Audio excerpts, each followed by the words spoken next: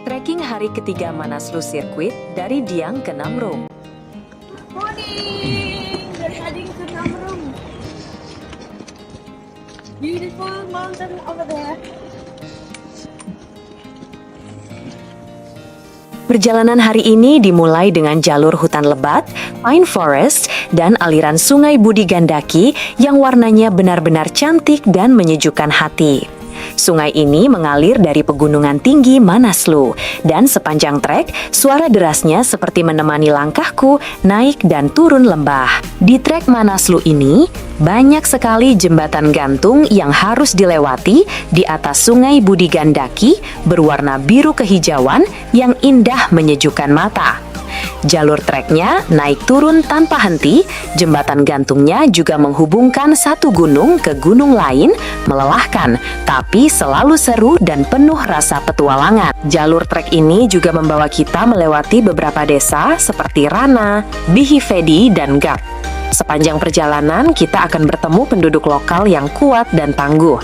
Ada yang sedang menggiring kuda, ada yang membawa barang pribadi turun ke desa lain, dan ada juga yang trekking naik bersama. Mereka terlihat sangat terbiasa dengan jalur terjal ini, benar-benar mountain people yang hidupnya menyatu dengan alam Manaslu. Setelah itu, jalur mulai menanjak lebih banyak dan melintasi tebing-tebing gunung yang curam. Trek sempit ini dibuat di pinggiran perut gunung, jadi berjalan pun harus fokus dan berhati-hati. Beberapa bagian terasa licin dan rawan longsor, jadi benar-benar harus jaga langkah. Inilah realitas jalur Manaslu, liar, teknis, dan penuh tantangan. Jalur Manaslu dipenuhi banyak stupa dan money wall bertuliskan Om Mani Padme Hum.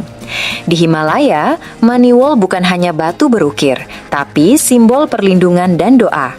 Setiap kali melewatinya, ambillah selalu mengambil sisi kiri sesuai tradisi Tibet Buddhis, memperlambat langkah, berhenti sejenak, dan mengirimkan doa kecil dalam hati. Hal-hal sederhana seperti ini membuat perjalanan ini bukan cuma adventure, tapi juga punya sisi spiritual yang halus. Di beberapa jembatan gantung, kita juga akan berpapasan dengan rombongan kuda. Mereka dihias dengan ornamen kecil di kepala dan kaki, seperti raja dan ratu gunung yang sedang lewat. Memberi mereka jalan dan menyapa mereka memberi kebahagiaan tersendiri di hati, seperti ketemu sahabat alam yang menyenangkan. Dan entah bagaimana, rasanya mereka mengerti.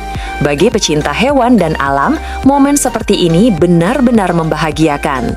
Semoga mereka sehat dan diperlakukan dengan baik oleh pemiliknya.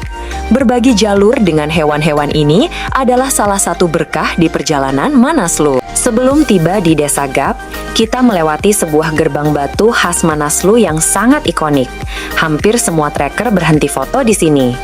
Gerbang ini menandai masuknya kita ke area budaya Nubri, wilayah yang lebih terpencil dan kaya tradisi Tibet. Setelah gerbang ini, jalur mulai menanjak stabil dan hutan semakin rapat.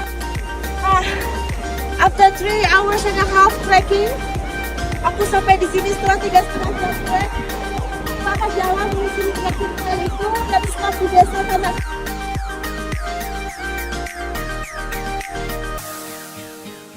Oke, let's continue. Dari tepian jalur, kita akan melihat sebuah desa kecil di lembah bawah, Desa Gap. Setelah melewati Desa Gap, jalur kembali menanjak dengan trek tanah, akar pohon, suasananya lebih sejuk dan sunyi. Tanjakannya tidak ekstrim, tapi konstan naik, bagian yang cukup menguras energi, namun menyenangkan untuk dinikmati. Dari sini, perjalanan berlanjut menuju Namrung. Dan akhirnya, setelah trek naik turun tanpa henti sepanjang hampir 20 km, tibalah di Namrung di ketinggian 2.650 meter. Bayangkan, hanya untuk mencapai altitude 2.650 meter saja, kita harus menempuh perjalanan selama 3 hari. Rasanya campur aduk antara lelah dan puas, hari panjang yang benar-benar menunjukkan karakter asli Manaslu Circuit. Welcome to Namrung, 2.650 meter high altitude, ditempuh dalam waktu perjalanan 3 hari. Bayangkan coba, ya segitu panjangnya. Thank you. Hari ketiga Manaslu Trek, Giang Namrung, itu full adventure. 20 km trekking, jalur tebing, hutan rapat, dan tanjakan stabil. Energi habis, tapi semua view dan momennya bikin senyum terus. Ini hari yang nunjukin kenapa Manaslu itu spesial.